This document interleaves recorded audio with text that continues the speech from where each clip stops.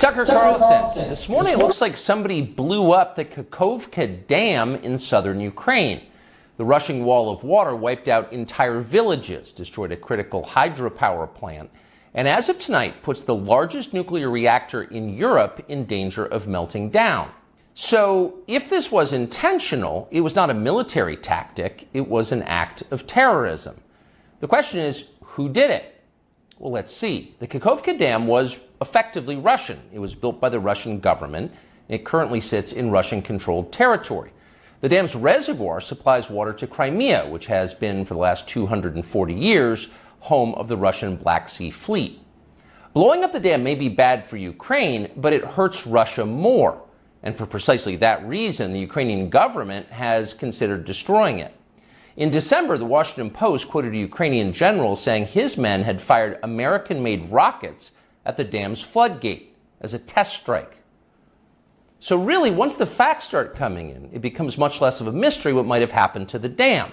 Any fair person would conclude that the Ukrainians probably blew it up, just as you would assume they blew up Nord Stream, the Russian natural gas pipeline, last fall. And in fact, the Ukrainians did do that, as we now know. It's not like Vladimir Putin is anxious to wage war on himself. Oh, but that's where you're wrong, Mr. and Mrs. Cable News consumer.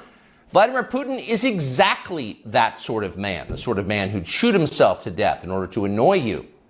We know this from the American media, which wasted no time this morning in accusing the Russians of sabotaging their own infrastructure. Bill Kristol, the man who once told us that Saddam Hussein was responsible for 9/11, immediately denounced Putin as a war criminal and even more savagely compared him to Donald Trump. The rest of the pundit class made similar, clearly coordinated noises. Putin did it! Putin did it! And their reasoning was simple. Putin is evil, and evil people do evil things purely for the dark joy of being evil. In this specific case, Putin attacked himself, which is the most evil thing you can do, and therefore perfectly in character for a man that evil. That was their explanation. No one who's paid to cover these things seemed to entertain even the possibility it could have been the Ukrainians who did it. No chance of that. Ukraine, as you may have heard, is led by a man called Zelensky. And we can say for a dead certain fact that he was not involved. He couldn't have been. Zelensky is too decent for terrorism. Now, you see him on television, and it's true you might form a different impression. Sweaty and rat-like, a comedian turned oligarch, a persecutor of Christians, a friend of BlackRock. But don't believe your own eyes. Actually, Mr. Zelensky is a very good man. The best, really. As George W. Bush once noted, he is our generation's Winston Churchill. Of all the people in the world, our shifty, dead-eyed Ukrainian friend in the tracksuit is uniquely incapable of blowing up a dam. He's literally a living saint, a man in whom there is no sin. That's why Lindsey Graham is so attracted to him. They're just two good people, hanging out together and being good. And like all good people, when they meet in person, they spend a lot of time talking about killing people and laughing like friends do. Here's the pair last week. Free or die. Free or die. Now you are free. Yes. And we will be. And the Russians are dying. It's the best money we've ever spent. Thank you so much. No, it's... The Russians are dying. It's the best money we've ever spent, Graham says. A smile spreads across his thin, quivering lips as he forms the words. He looks like a starving man contemplating a breakfast buffet.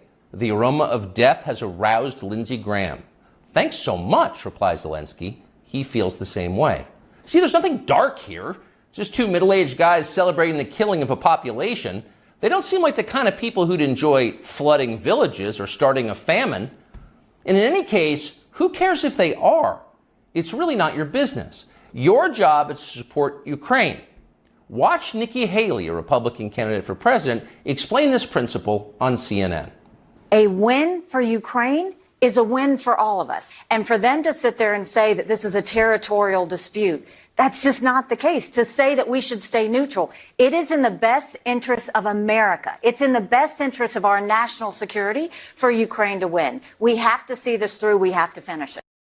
See? It's very easy to understand. It is vitally important for you to support Ukraine because it's necessary for Ukraine to be supported by you.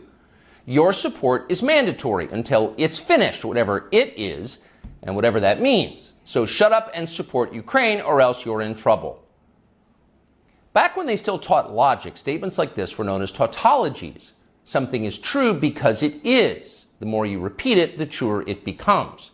It's a self-reinforcing reality. There was a time when tautologies were considered illegitimate arguments, not to mention hilariously stupid. Only dumb people talk like that. Now everybody in power talks like that. Diversity is our strength. Trans women are women. Zelensky is Churchill.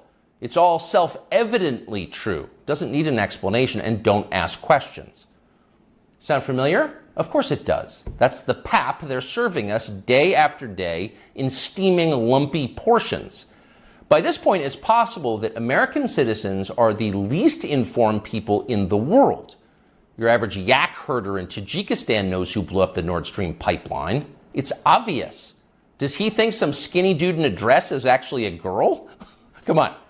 That idea would never occur to him.